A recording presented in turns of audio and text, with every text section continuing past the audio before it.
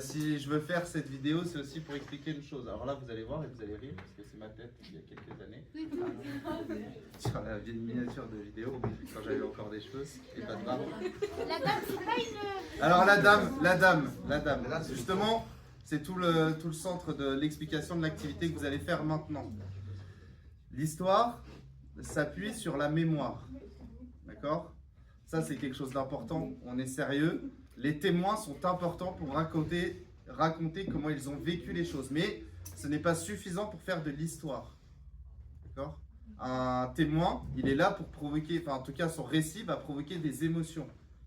L'historien, lui, il doit se faire fi de cette émotion pour raconter un récit. Donc aller rechercher des choses et des éléments dans d'autres sources que les simples témoignages.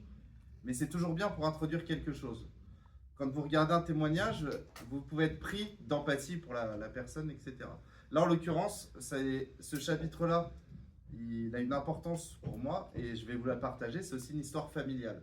Et c'est important de toucher aussi du local et du régional pour savoir un peu ce qui s'est passé de notre côté. Vous allez voir, on va faire plein d'activités où ça va toucher à des choses proches de vous et de nous. On va parler de Longwy. Et là, je vous partage aussi les traces que ma famille a laissées. Là, c'est mon arrière-grand-mère. Avant son décès, j'ai eu la chance de recueillir son témoignage.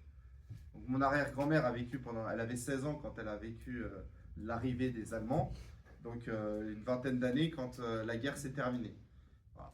Donc, elle va raconter dans un témoignage que j'ai pu recueillir, elle va raconter comment elle a vécu les choses. Vous, je vais vous distribuer l'activité et vous allez pouvoir travailler sur ça au départ pour bien comprendre comment est la vie sous l'occupation. Ça va peut-être, il y a des mots, des personnages, des idées que vous allez peut-être ne pas connaître, etc. C'est pas grave, il y a une place pour écrire les questions que vous vous posez. Et dans le chapitre, on va étudier tout ça.